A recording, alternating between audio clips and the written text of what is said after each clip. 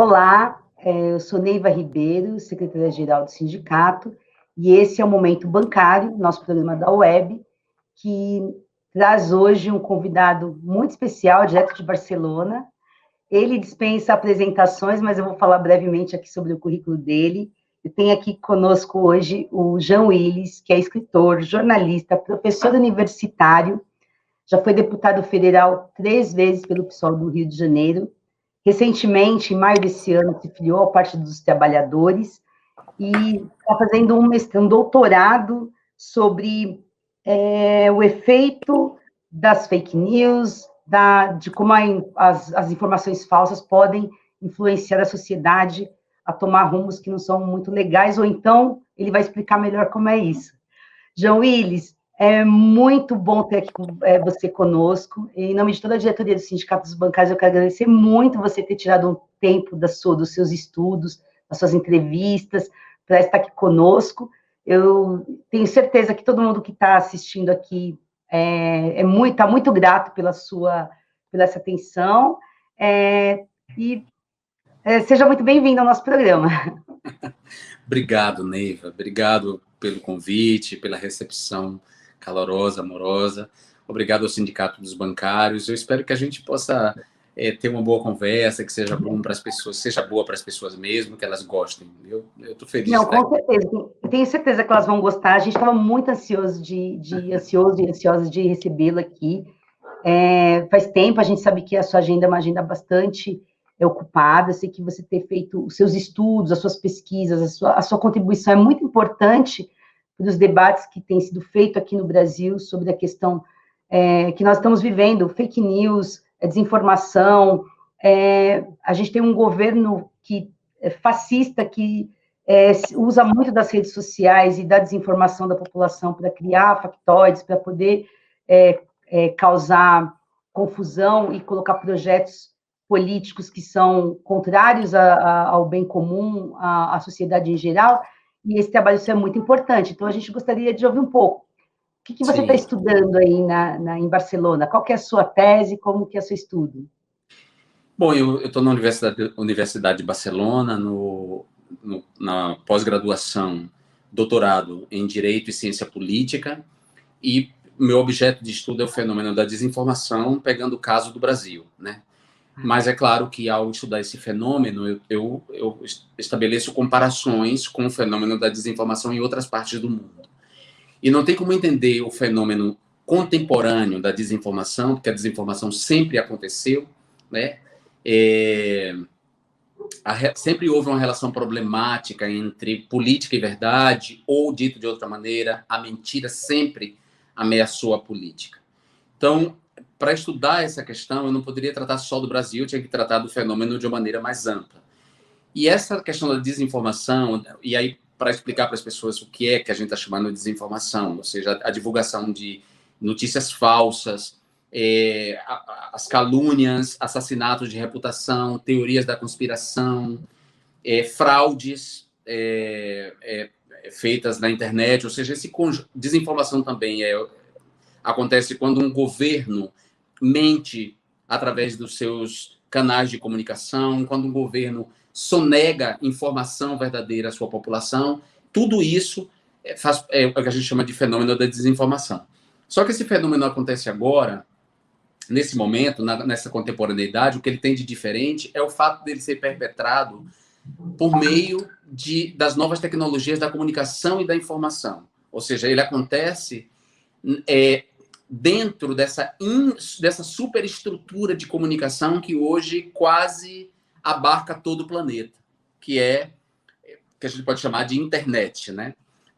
A internet corresponde a uma tecnologia que envolve cabos, uma rede de cabos de fibra ótica que se estende cada vez mais no mundo, satélites conectados, a transmissão de dados via satélite, tecnologias que as pessoas desconhecem a natureza delas, mas que existe, como, por exemplo, a ligação por Bluetooth, quando você liga um aparelho ao outro, não mais por uma tomada, mas por uma tecnologia invisível.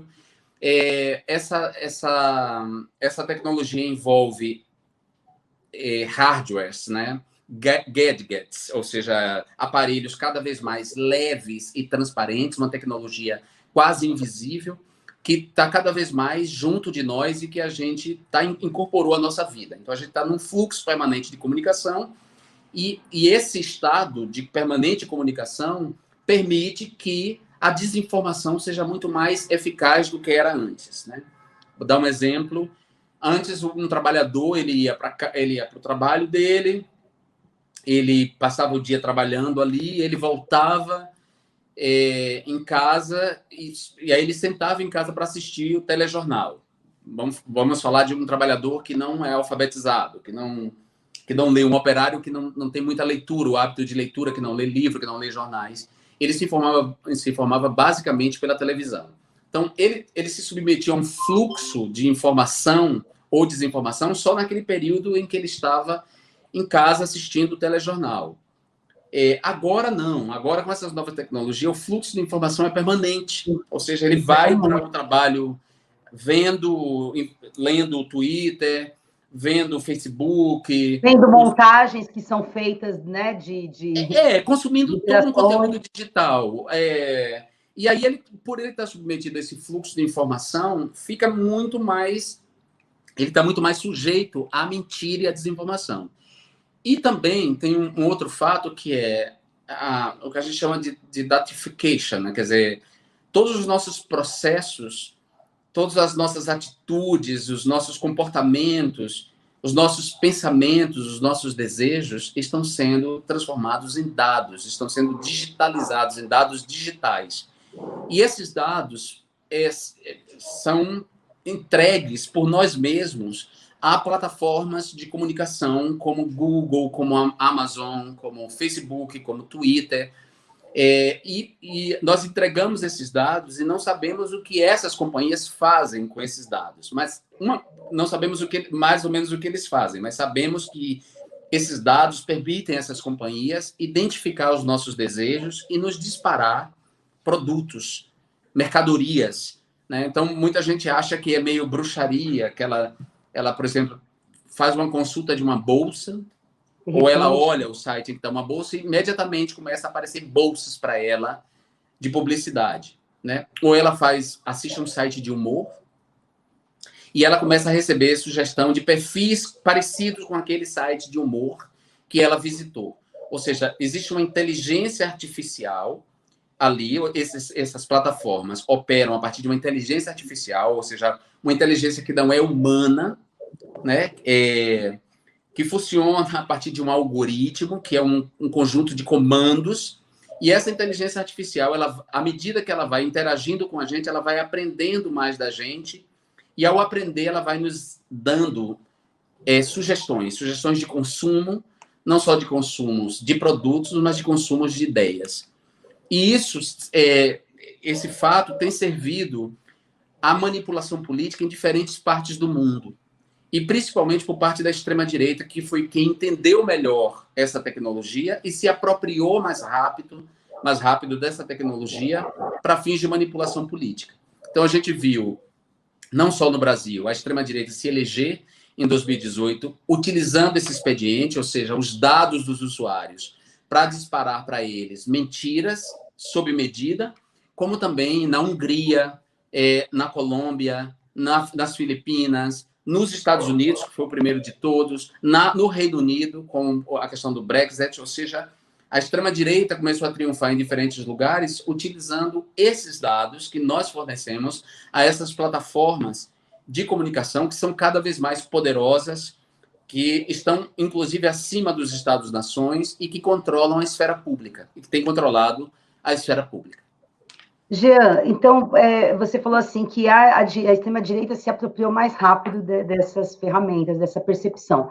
Você acha que a esquerda vai se apropriou, entendeu isso, e tem alguma chance de disputar nesse campo, já que todas essas plataformas são da superestrutura capitalista e nós não temos acesso?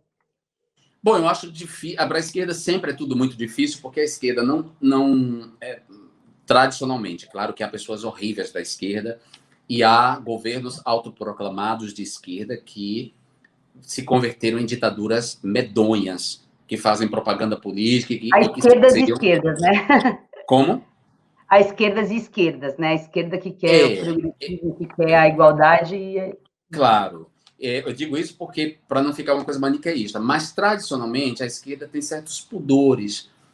A esquerda não perpetra, ou essa esquerda da qual eu estou falando, que não tem a ver com esses governos autoproclamados de esquerda autoritários, e que se sustentam à base de mentira, da propaganda e da desinformação, mas tradicionalmente as pessoas progressistas, liberais democratas, sociais democratas, socialistas que prezam pela liberdade, essas pessoas que compõem essa esquerda plural e que defende a liberdade, têm pudores e retidão de caráter e decência e não perpetra mentira, e não disputa uma eleição baseada na mentira. Né? Haddad jamais faria com Bolsonaro o que Bolsonaro e sua turma fizeram com Haddad e com Manuela Dávila. Né? Lula não faria uma campanha atacando o seu adversário com mentiras, associando o adversário à pedofilia. Lula não faria isso. A questão que eu queria colocar é a questão de usar a teologia, porque assim a esquerda é mais tradicionalista, tem mais pudores, não de fazer essas coisas que você está falando, que eu acho que eu nunca vi alguém falar que ia usar fake news, mas de usar os mesmos meios para tentar passar mensagens positivas e tentar desmistificar algumas coisas que são colocadas, entendeu? Você acha que é possível usar a mesma tecnologia para fazer o contraponto? Não, isso não é só, isso é possível, isso é desejável, é o que a gente está fazendo aqui agora, porque a gente está dentro de uma plataforma que, inclusive, enriqueceu muito durante a pandemia, que é o StreamYard e o Zoom e tudo isso cresceram muito, foram empresas que cresceram muito. A gente está dentro dessa tecnologia, a gente está dentro da cultura digital, tentando fazer o oposto da desinformação.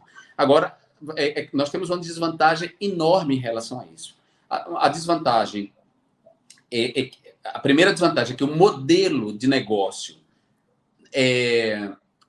que a gente chama de capitalismo de plataforma nos coloca em desvantagem, porque é um negócio que se distribui a partir do clique, do acesso. E o acesso tem a ver com aspectos emocionais, da exploração de aspectos emocionais, por isso as fake news, e os sites de fake news, e os sites de celebridade, e os sites de fofoca, e os fandoms de Big Brother fazem muito mais sucesso do que quem se propõe a dar aula de filosofia ou debater política com mais qualidade. Então, essa é a primeira desvantagem. A desvantagem, isso traz uma desvantagem econômica, porque os recursos da publicidade nesses meios, ele é distribuído, ele vai muito mais para quem tem mais acesso, quem tem mais clique, quem tem mais acesso, e, portanto, vira uma retroalimentação. Tem uma desvantagem de que a esquerda, historicamente, tradicionalmente, é desinteressada pelo campo da comunicação e bastante preconceituosa em relação ao campo da comunicação. Então, a esquerda demorou muito tempo para compreender o papel da telenovela na construção dos imaginários, o papel da telenovela na politização da existência. Né? Ainda há muita gente de esquerda, numa esquerda do século XX, no PT, no PSOL, no PCdoB, que segue odiando indistintamente a Rede Globo, sem conseguir fazer distinção entre o papel do jornalismo da Globo e o papel da teledramaturgia. Isso dá um cansaço, porque é fruto da desinformação, da falta de leitura e de ouvir mesmo. Então, tem essa desconfiança com a comunicação. Tem o fato de que os partidos são dirigidos por pessoas que não se atualizaram nesse ponto de vista, do ponto de vista das novas tecnologias, de compreender o que é o século XXI, o que são essas novas tecnologias, o que é a cultura digital, como lidar com elas. Os movimentos identitários que integram esse campo da esquerda também foram aprisionados dentro dessa lógica identitária explorada pelo capitalismo de vigilância, pelo capitalismo de plataforma, por essa subjetividade de seita. Então, também estão encerrados dentro das suas bolhas, falando para os seus, na sua linguagem, né? Inclusive com uma linguagem quase própria, que acaba afastando. Isso vai nos isolando nessas bolhas que não se comunicam.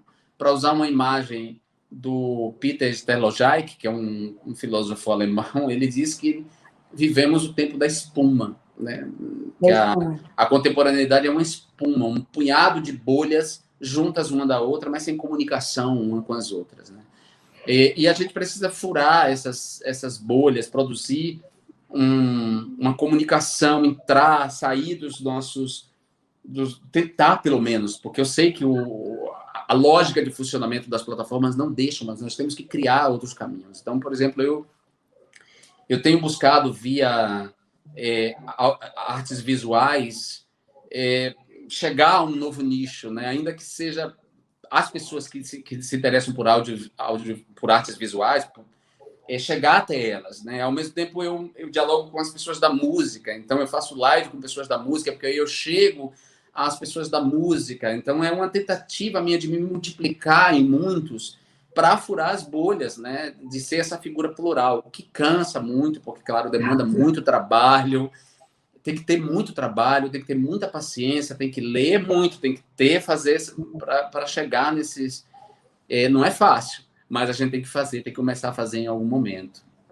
Então, eu tive essa provocação, ainda porque, assim, isso é uma questão aqui, aproveitei você está estudando isso, que você é um, né, expert nisso, porque aqui no sindicato, em outros lugares que a gente milita, que a gente organiza a luta, faz o enfrentamento, esse é um debate permanente. E, assim, tem uma parte de nós que diz, não adianta você tentar, porque nós estamos sendo vigiados, porque estão pegando nossos dados, porque não sei o quê. Outra parte diz, não, vamos para a rua, vamos pegar o microfone, vamos pegar o jornal.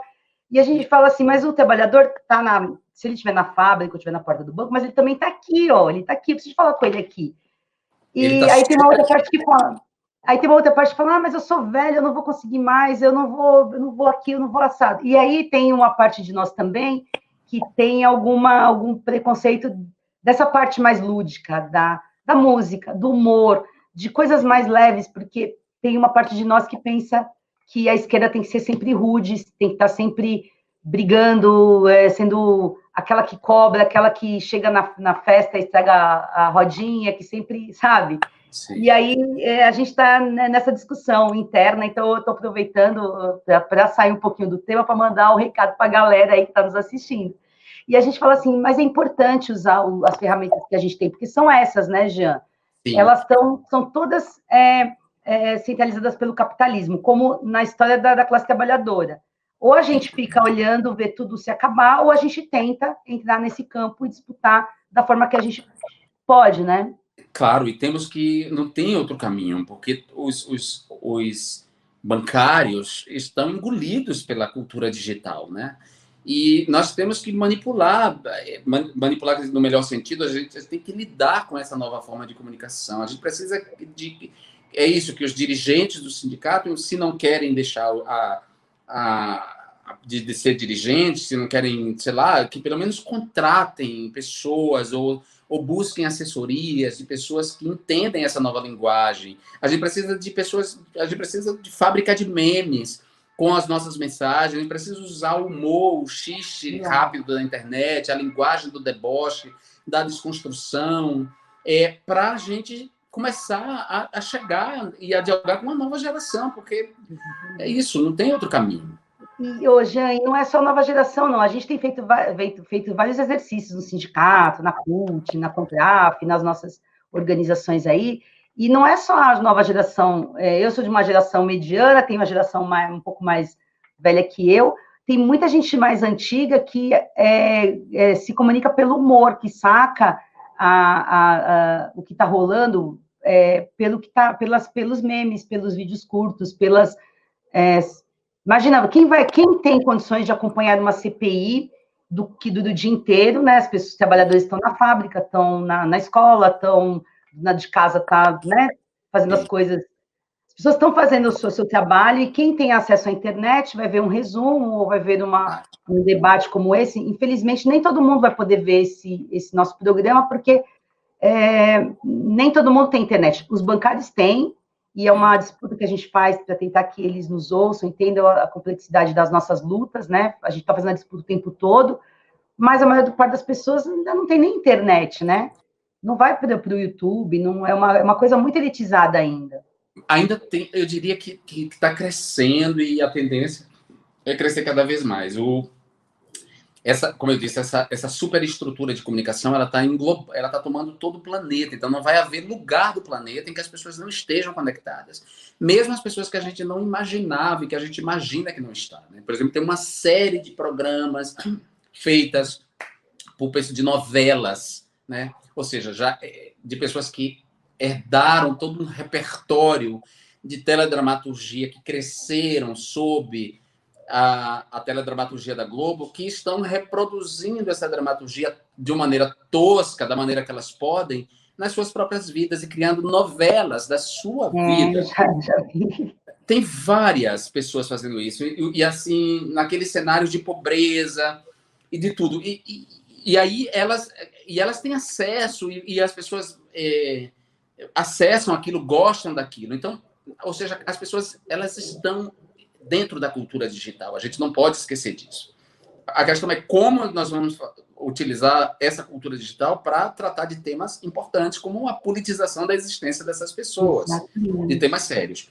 Nós temos que rever o tempo da gente, né, Neiva? Porque a gente tende na entrevista que eu dei agora, no 247, o Mário Vitor falou, não, a gente tinha pensado 1h30. Eu falei, isso é impensável. Muita gente, é muito tempo, Ninguém, até primeiro que essa tecnologia, ela é tudo, é uma convergência digital, ela é rádio, ela é TV, então não tem silêncio, não pode ter silêncio, como o rádio impera. E depois, a imagem, tem um cuidado com a imagem, porque também é televisão. Ou seja, estamos todos envolvidos nesse processo. Então, as lives, nessa convergência, ela tem que ser mais curta mesmo, com menos tempo. Nós temos que transformar o conteúdo dessas lives em vídeos muito curtos, de 1 minuto, para ser distribuído para as pessoas. Entender esse novo tempo, um tempo agora que é um tempo e uma compreensão do tempo que não é mais linear, ela é hipertextual. As pessoas cada vez mais abrem múltiplas janelas, né? A compreensão, a estrutura cognitiva agora não é linear, ela é hipertextual, em que você abre um link e o link leva a outro link e você vai entrando e você necessariamente não faz o caminho de volta, né? Então, entender essas novas estruturas cognitivas, essa nova compreensão do tempo, eu estou aqui 5 horas na sua frente. Vai dar 11 horas, são 11 horas agora. 11 da noite? 11 da noite. Ai, Jean. Gente, eu queria até dizer o seguinte, o Jean é um fofo, ele já veio de outra entrevista super pesada, e ele veio, ele podia ter falado para a gente fazer outro dia, mas ele foi mó fofo de vir com a gente. Eu te agradeço demais, eu não vou nem te massacrar tanto com perguntas pesadas aí que o pessoal queria saber sobre milícia, sobre exílio. Não vou fazer, vou deixar para outro dia, porque 11 horas é muito tarde, e a gente tem que falar de comunicação, e se você quiser um dia fazer um curso de comunicação para a gente, aí vai ser excelente, porque a comunicação precede o digital, viu, Jean? A gente conversa muito sobre comunicação no sindicato, e as tecnologias são novas, mas a questão de você comunicar, de você ouvir, de você, por exemplo, essa história que você está falando do tempo, a gente tem uma mania de fazer textos enormes para pessoas que têm pouco. Eu recebo milhares de textos todos os dias. Eu fico até tarde para responder meu WhatsApp. Quem está me assistindo, eu não respondi seus WhatsApps, não porque eu não quis, eu vou responder, eu respondo todos. Mas são muitos, e muitos textos, e muitos vídeos. É impossível, né? As pessoas têm que ser rápidas, né? Olha, isso. Tem que ser rápido, porque a gente que está disputando, né? São muitas temporalidades, porque é isso, a internet, ela comprimiu o espaço-tempo, de forma que a gente está agora, apesar das 5 horas de diferença, estamos falando, nós dois aqui, né? E olha, isso é um grande avanço, né? A gente está fazendo uma transmissão ao vivo, né? Que é uma tecnologia que até muito pouco tempo exigia todo um aparato televisivo para a entrada ao vivo de um repórter, e agora a gente entra ao vivo nesse serviço de streaming que é muito rápido. A inteligência artificial, ela trabalha numa velocidade de tempo muito maior que o ser humano pode trabalhar, e ela acaba exigindo de nós essa mesma velocidade, o que gera em nós uma frustração e uma ansiedade. Ou seja, você vê lá o vermelhinho no seu iPhone, no seu Android, você vê lá o ícone do WhatsApp com, sei lá, vermelho, 40 mensagens. você fica ansiosa porque você tem 40 mensagens para responder e você não respondeu ainda. E Sim. você fica se cobrando responder no tempo que as pessoas enviaram. E não é só você, as pessoas cobram que você responda imediatamente.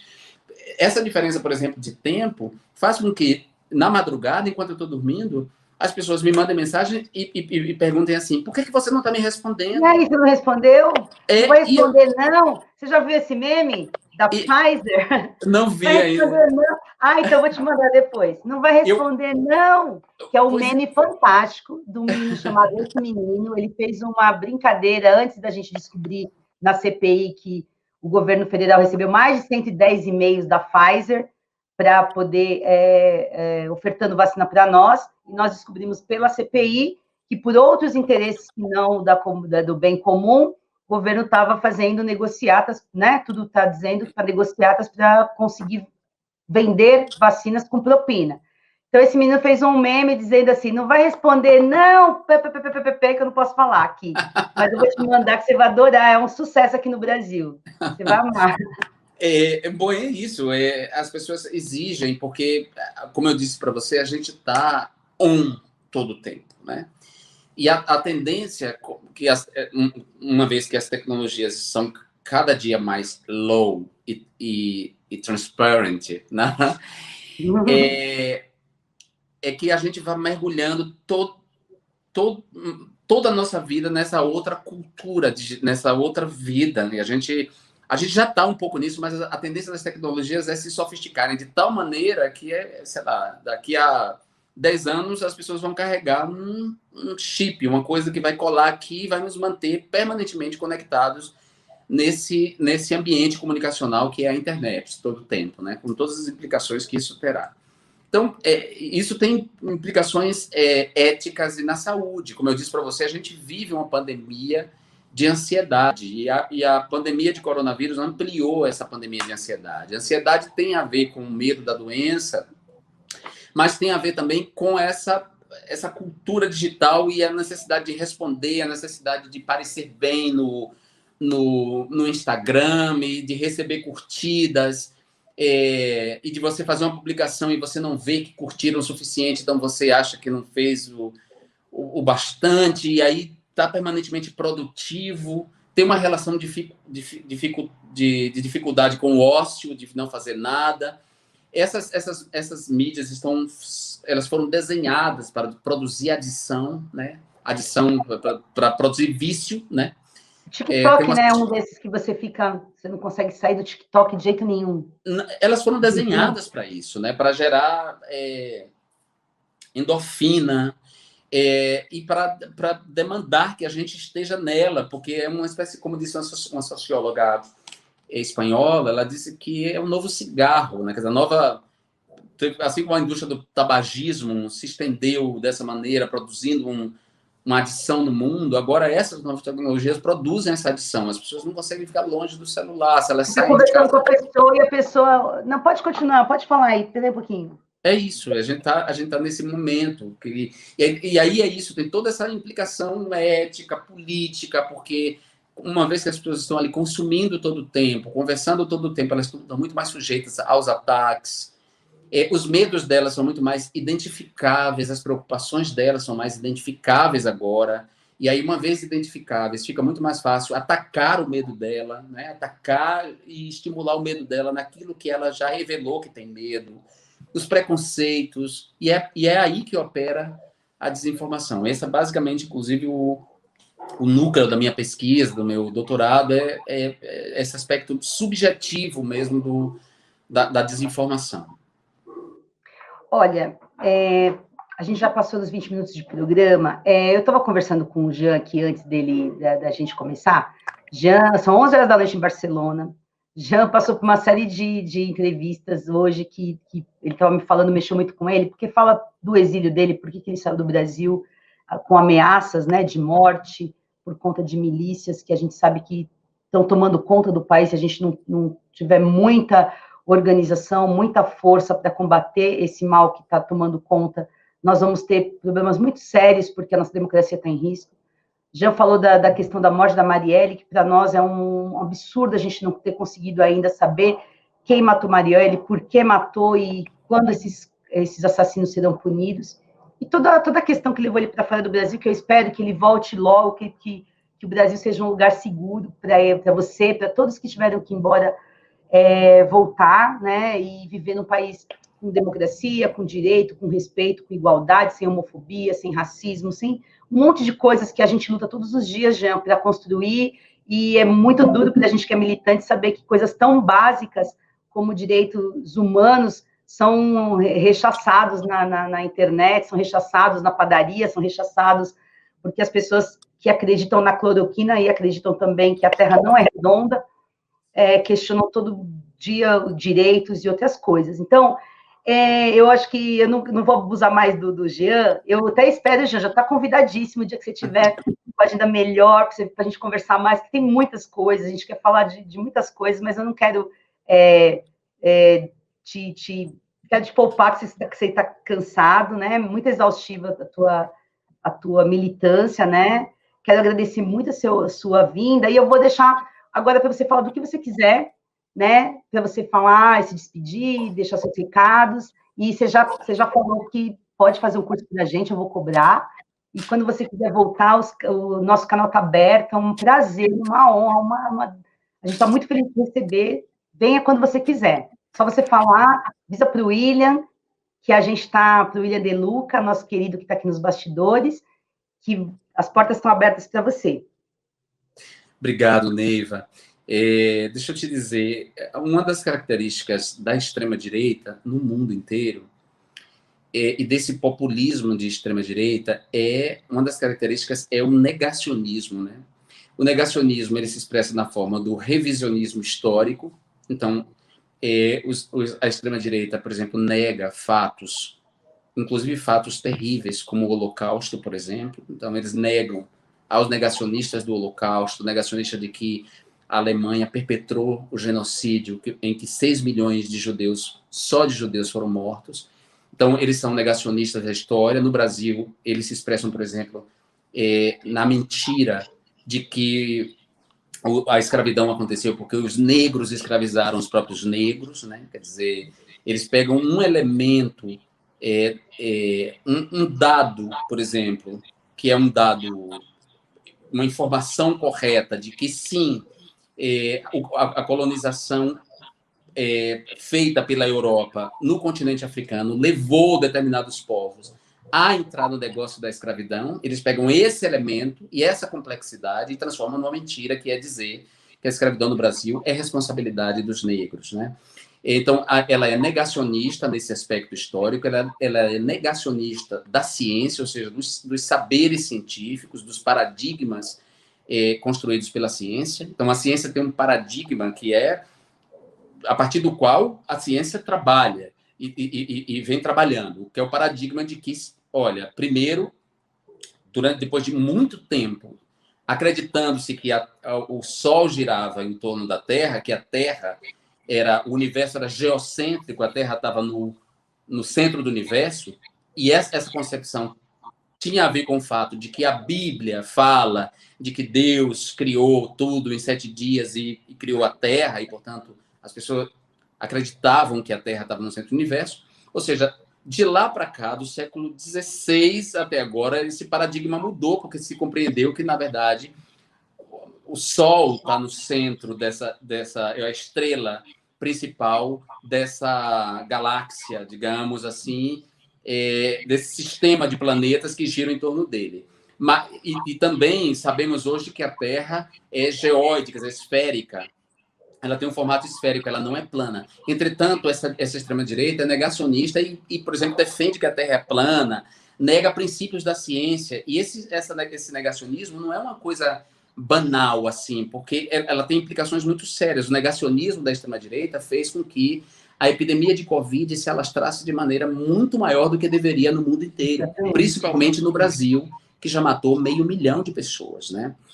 A extrema-direita ela é negacionista das conquistas dos movimentos de minorias. Então, essa é uma das características terríveis da extrema-direita, e que a gente precisa ficar atento a esse negacionismo e combater esse negacionismo. E se dá na forma, claro, da negação dos fatos, e por isso as fake news, por isso as mentiras. como ela não pode vencer com argumentos, com debate, ela opta pela mentira, pelo ataque, pelo argumento ad hominem, quer dizer, ou seja, em vez de atacar, em vez de contra-argumentar, ela ataca a pessoa, ela desconstrói a pessoa, principalmente com mentira. E essa foi uma das questões que aconteceu comigo, né? Por exemplo, não foi só a violência, as ameaças de morte, mas foi também todo o processo de difamação e de mentira a meu respeito, que acabou me transformando no inimigo público para muita gente que é desinformada e que acredita nessas mentiras. Eu quero me colocar à disposição, sim, para dar um curso, quando você pode falar com a Noêmia depois, o William passa o contato para ela, para a gente combinar esse curso, um curso sobre esse aspecto da desinformação na contemporaneidade. Vai ser um prazer falar dessa maneira. Oi? Vai ser maravilhoso. Vai ser maravilhoso. Então, vai ser um prazer estar com você de novo. Ney vai dizer que você é uma simpatia, além de bonita. Eu sou sua fã, eu te falei, quando a Ivone, nossa presidenta, me disse que ela tinha uma outra agenda e não podia vir, eu falei, meu Deus, eu não sei, eu não tenho roupa para este evento, não tenho roupa para esse evento com o Jean, não sei se eu vou conseguir, porque eu sou muito sua fã de muito tempo, acompanhei toda a sua luta, acompanhei sua agonia, é muito doloroso ver tudo que você passou, mas eu fico muito feliz de saber que você está fortalecido, está aproveitando, pegou toda esses ataques, essa dor que você sofreu e transformou numa coisa que vai nos ajudar a superar. Nós vamos vencer esse fascismo, vamos vencer esse negacionismo, vamos construir um país igualitário, de respeito para todos nós. Eu estou nessa luta, você está nessa luta, eu estou muito feliz. Com fé em todas as forças boas do universo, em todos os orixás, todos os santos, como diz Gilberto Gil na música Extra, né? Como é que ele diz? Eu, tu e todos no mundo tememos por nosso futuro. É ter, no sentido de extra, de toda a força extra terrena, é ter todos os santos, os deuses, valei-nos, livrai-nos desse tempo escuro. Muito obrigado. Um beijo, William. Não estou te vendo, mas um beijo. E até a próxima. Falem com Noêmia. Um abraço a todos os bancários, ao sindicato por essa oportunidade. Um beijão.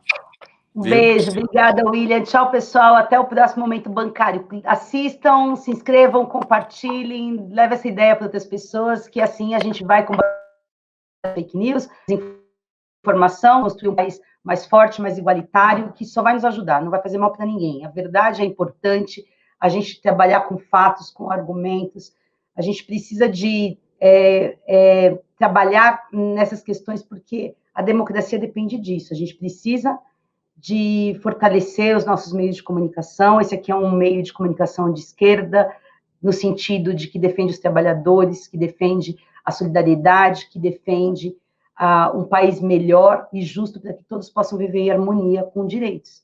Eu agradeço a audiência de todos, até o próximo Momento Bancário.